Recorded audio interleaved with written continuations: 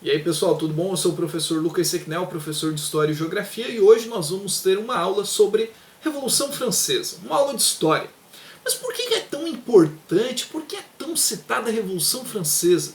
Porque a Revolução Francesa foi um marco histórico. Na verdade, a Revolução Francesa propôs uma grande ruptura. E quando eu falo ruptura é porque, através da Revolução Francesa, nós saímos da Idade Moderna e chegamos à Idade Contemporânea. Aqui estamos até os dias de hoje. Bom, mas vamos aos fatos. O que aconteceu, quanto tempo durou, quem foram os principais personagens, os principais pensadores, vamos ver tudo nesta videoaula. Bom, a Revolução Francesa ela foi um conjunto de eventos. Nós nunca podemos dizer que a Revolução Francesa foi um evento único. Na verdade, a partir de 1789 até 1799, nós tivemos a Revolução Francesa. Sempre lembrando que essa revolução foi uma luta para romper com o antigo regime.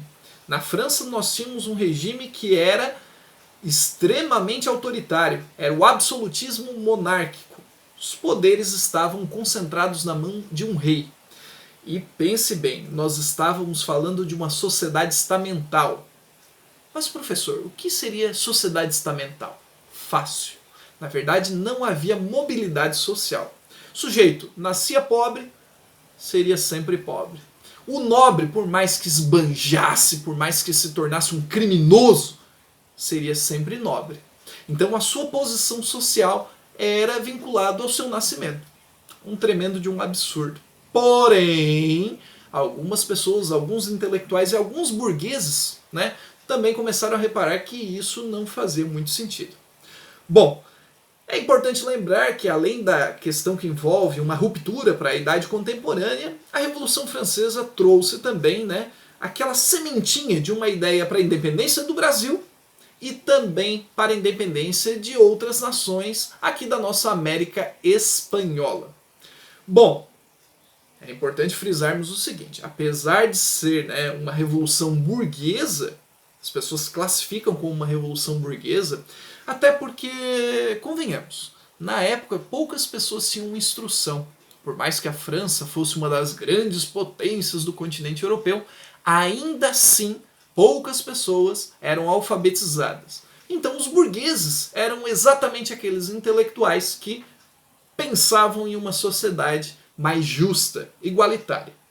Ou talvez pensassem nos seus interesses. Mas convenhamos, deu certo. Ou não, sei lá, vamos ver. Bom, no final das contas nós tivemos muita participação popular e representa de fato, né, um momento em que a burguesia, que já era detentora de poder econômico, conhecimento e também da intelectualidade, passa a querer exercer o quê? O poder político. E o poder político, é claro, né, é sempre algo que vai tornar a rivalidade à flor da pele, né, principalmente para quem está no poder, que era um caso dos reis na época.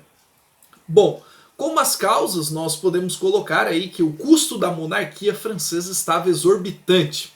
E no final das contas, essas enormes quantias eram gastas através, né, de impostos recolhidos, que eram cada vez mais altos, exorbitantes. Eu citei exorbitantes duas vezes, é porque era muito caro mesmo. Bom, as ideias iluministas, sempre lembrando século XVIII, século das luzes, as luzes. E no final das contas, essa luz está vinculada à crença da razão. Bom, sempre lembrando que as ideias iluministas elas vão influenciar o desejo de reformas políticas, reformas econômicas, né? E é claro, nós temos aqui uma passagem muito importante. Os ideais da Revolução Francesa. Liberdade, igualdade e fraternidade. São os três ideais representados nas cores da bandeira da França. E esse lema, né, fica sendo aí o lema da Revolução Francesa. Liberdade, igualdade e fraternidade. Não vou falar em francês porque provavelmente vou errar. Na verdade vou arriscar. Acho que é liberté, igualité e fraternité. Se não for também, fazer o quê? Errei, né? Bom, os gastos com algumas guerras também, né, pesaram muito na economia do país. Bom, a França ela acabou sendo refém desses gastos, né, e no final das contas também teve a independência dos Estados Unidos.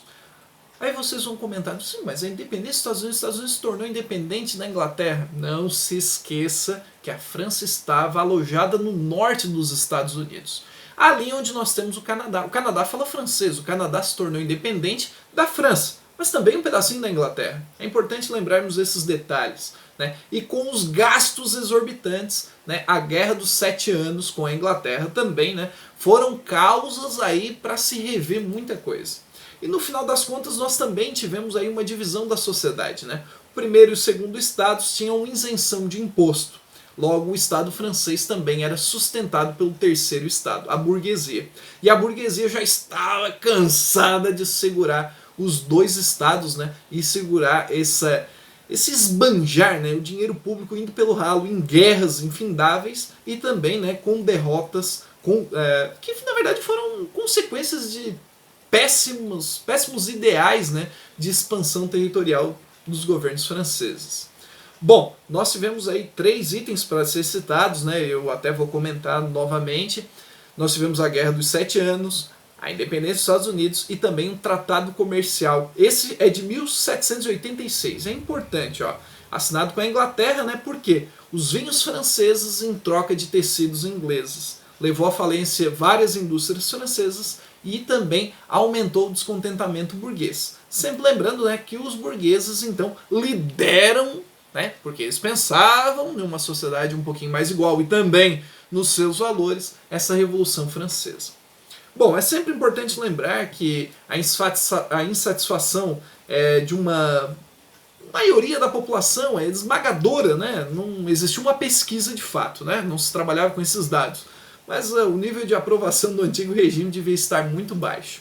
No final das contas, a monarquia estava em queda livre. E no final das contas, a França ela se consolidava como um terreno fértil para os ideais iluministas. Sempre lembrando, né, quem são esses iluministas? A gente vai citar alguns exemplos aqui. Voltaire, Montesquieu, Rousseau, Denis de Diderot, Lambert, enfim, vários outros. Né? E no final das contas, os ideais de liberdade, igualdade e fraternidade foram suficientes para tornar a França, sim, um país democrático e muito à frente do seu tempo quando decide romper de fato com o antigo regime. Pessoal, muito obrigado pela atenção, curta e compartilhe esse conteúdo, espero que tenha esclarecido algumas dúvidas bem básicas, né, sobre a Revolução Francesa e a importância desse marco histórico para a ruptura e ascensão através do tempo para chegarmos na Idade Contemporânea. Um forte abraço, curta e compartilhe esse conteúdo de novo, deixe a sua inscrição e até a próxima aula. Valeu!